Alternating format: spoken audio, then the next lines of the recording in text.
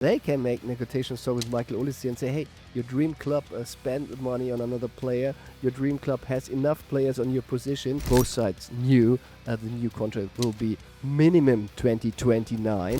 He is on a list at Man United. They're always looking at his situation at Bayern Munich. Servus, hello, this is Farrell Keeling bringing you Bayern Insider, and we're joined as ever by the head of football at Bild and Sport Bild, Christian Falk. Yes, hello from Munich, and I feel football in the air. Excellent stuff.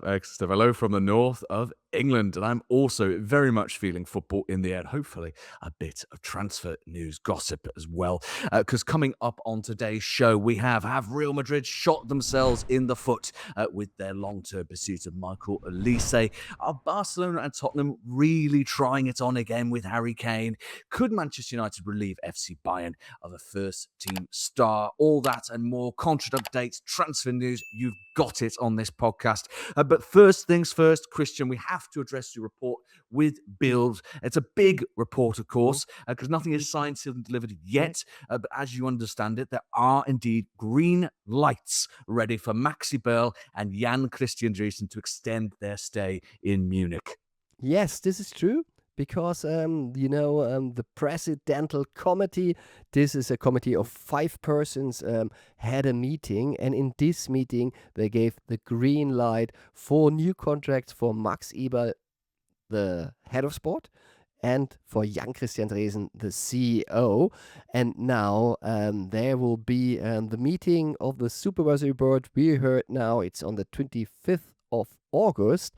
And then they will get new contracts because the supervisory board is a board of 9 members, and if 5 members are with a green light, so the decision is very clear, and one of these members is Uli Hoeneß, and Uli Hoeneß' word is like a law to Bayern Munich, so they will go to in the future with Max Eberl, which was not always clear. You remember he said 60% till 40% for his future. Now it's 100%, and Bayern Munich has a boss. And I think it's a good decision because Max Eberl made the deal with Warsaw Company. Max Eberl made the deal with Michael Olise and with Lucho Diaz and some more. So good decisions, and now a good decision from the supervisory board. Excellent decisions, acquisition, and sales coming along quite nicely too, as we'll get onto later in the podcast. Next up, though, Christian, I mean, we're a mere 16 days away from Bundesliga action returning at the time of us recording this podcast. So I wanted to touch on an issue at the forefront of German top-flight football, and that's promoting the Bundesliga brand itself. We've seen, obviously, that German football has been pretty proactive of late, I would say, in its efforts to expand awareness across the globe. We've got now a report from Sport 1 claiming that FC Bayern are currently taking an active role in conversations around bolstering the Bundesliga brand. Am I right in understanding that they've asked their fellow competitors in the German top flight to help them promote the Bundesliga abroad because they kind of feel that they're more or less carrying the weight of that responsibility themselves? Yes, this is true because Bayern Munich sees that Premier League are traveling to Asia, to USA, and making money for the league, and that's why the Premier League has also so big TV market money, and Bundesliga have not. And Bayern Munich saw it where they were traveling, Dortmund was traveling, and that's it.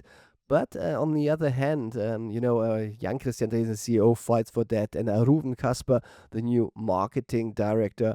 But at the end, it's always such a thing which clubs are traveling, because if it's the wrong clubs which are so famous, they will take money from the league money pot, I have to say, and Bayern Munich also gets money of the pot. So you see, it's always a little bit question of earning money, because to be true, Bayern Munich is not earning so much money with an Asia trip, because you have the cost, you don't have the stadium full, you don't have the big TV concerns who say we will bring this match on TV.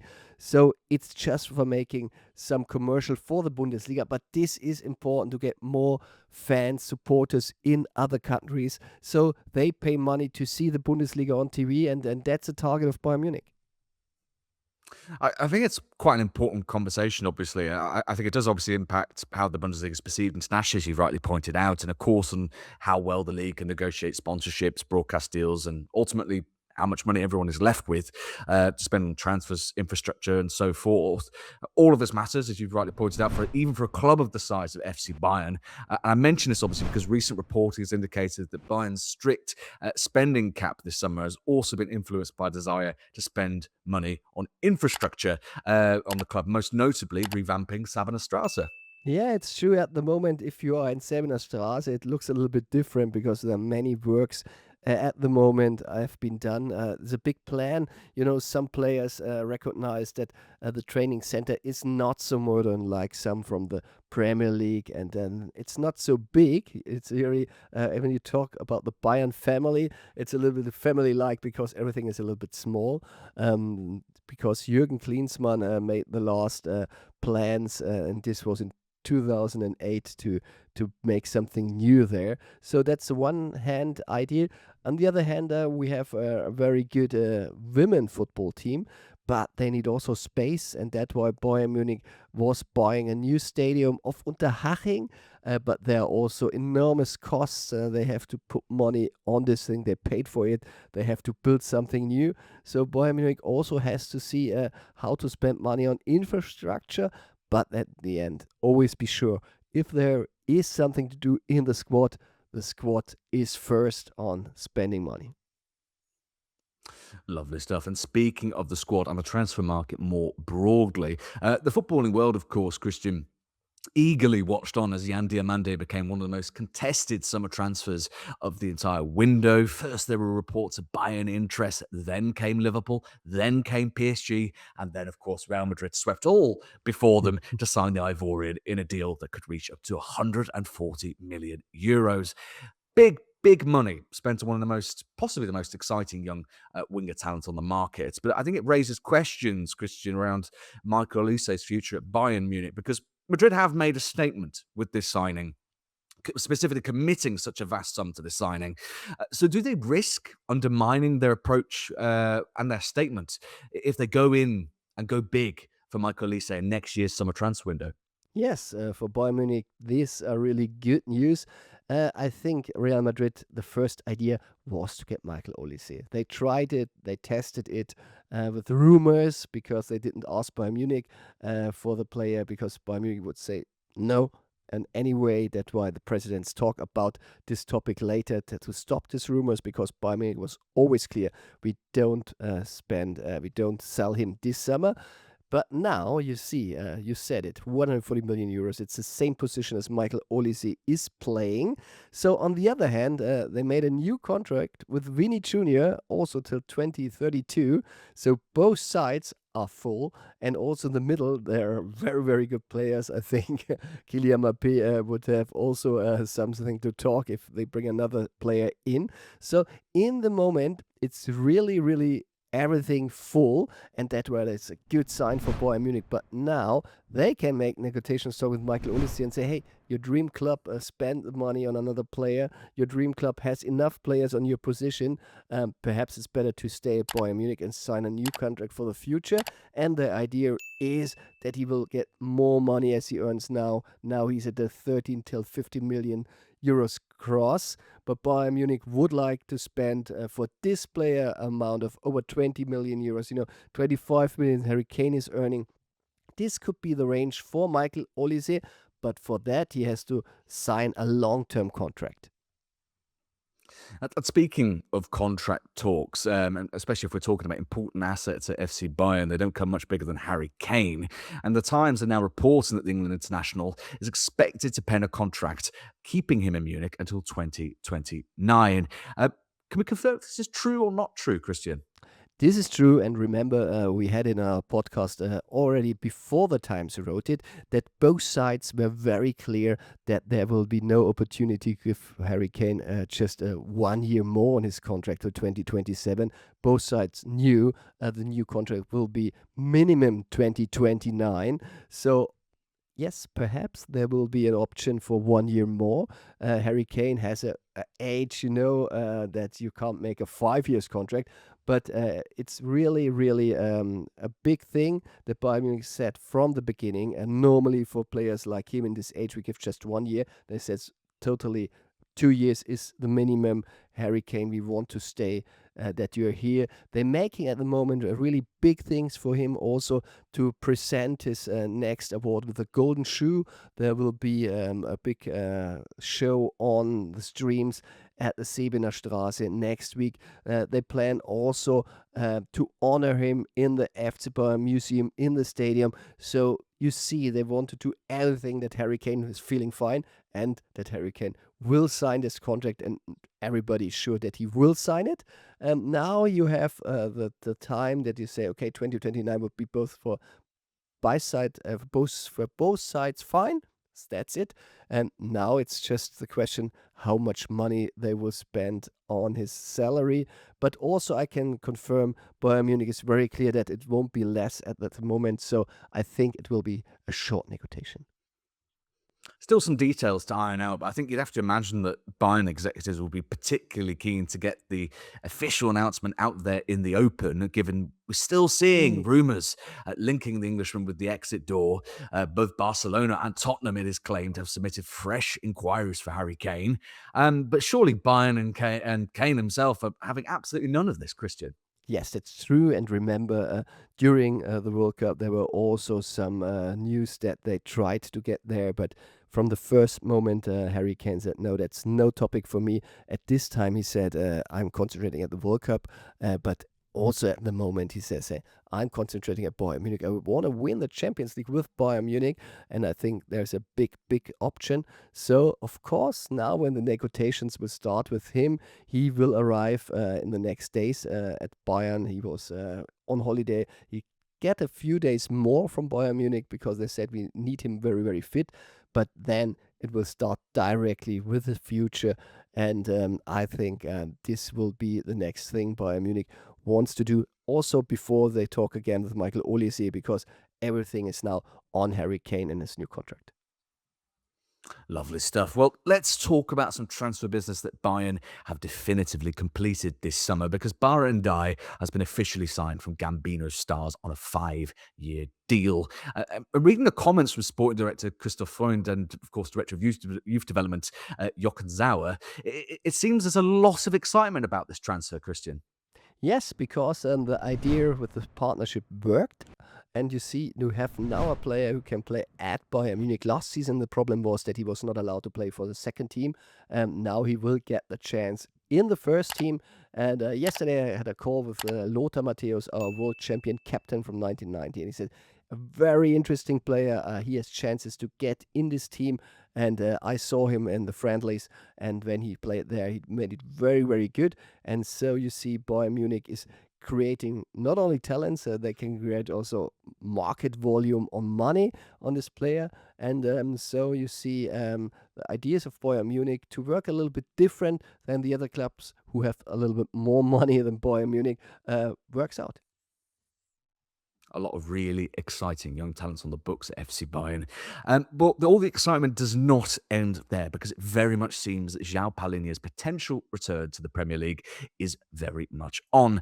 Aston Villa sporting director confirmed that Portuguese international is indeed of interest, and the links to Newcastle likewise just won't go away in the aftermath of Bruno Guimaraes' exit. Christian, what percentage would you give to this transfer happening, and to which club? Yes, now there's what is a really, really good sign. That we talked with the sporting director, also answered to our newspaper, and so you see, wanted to make a sign on this deal. There are still two problems, and the problem is in both cases the money. Bayern Munich resist on 30 million euros. They want 30 million euros from Aston Villa because they know the Premier League clubs have this money. It's not like talking again with Benfica or Sporting Lisbon. Both clubs were interested in the player who say we don't have so much money like Bundesliga clubs have. So now Aston Villa, now they have the money, they need this player, and that's why Bayern Munich hopes now will finalize this deal, because before everybody knows that Bayern Munich want to get rid of the player, but now there's a club who need this kind of player, and that's why I'm confident that now Aston Villa and Bayern Munich will find a solution. Excellent stuff, excellent stuff. And even more excitingly, I believe Max Eberl came out and hinted that there's potentially further business on the way, as he told the press that both Bryan Zaragoza and Sacha Boey have a market this summer. Can we expect a frantic August, Christian? It's getting hard for Bayern Munich for these two players. Zaragoza was injured the last weeks, but Bayern Munich wants to sell him. He knows that he has to be sold. I heard that they want to get 8.5 million euros for him. I think this is an amount you can pay for this player. He was knocking already on the door on the national team of Spain, so he needs playing time. I think that's the point at the moment. I think he's not physically strong enough for Bayern Munich, but I think for other clubs he is a fine player. A bigger problem I see with Sacha Boey, Bayern Munich still wants 50 million euros for the player. He shows that he has some skills in the friendlies, but everybody knows at the moment they will won't get rid of this player as well, and that's why it's always hard to get the market.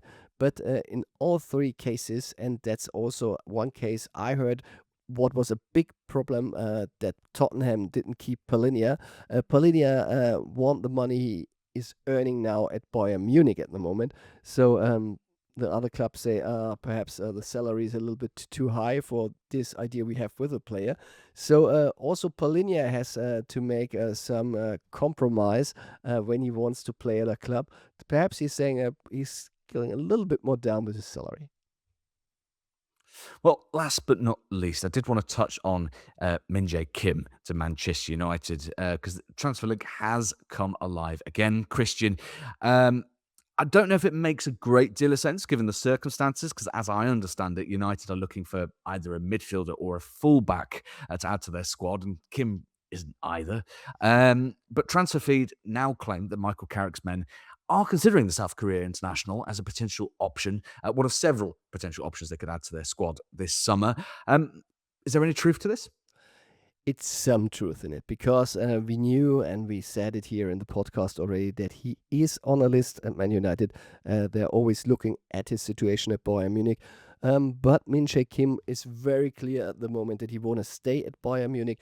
The squad of Bayern Munich is fine like it is at the moment.